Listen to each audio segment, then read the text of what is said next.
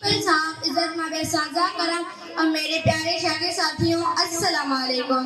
नया ज़ौक़ सोच पैदा कर, नया इश्क सांस पैदा कर, नया ज़ौक़ सोच पैदा कर, नया इश्क सांस पैदा कर, जो हिम्मत है तो पे कुव्वत परवास पैदा कर, नया जज्बा नहीं हिम्मत नया अंदाज पैदा कर, जो ज़माने भर से बेगाना हो अंदाज पैदा कर।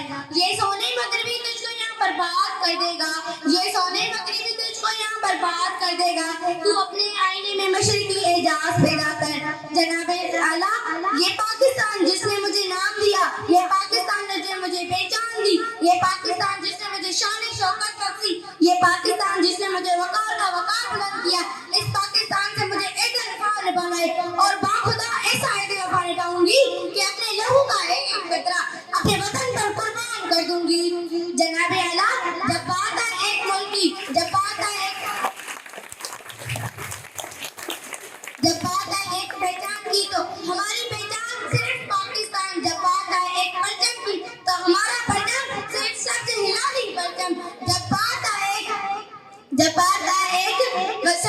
सदा की तो हम सबकी सदा पाकिस्तान जिंदाबाद।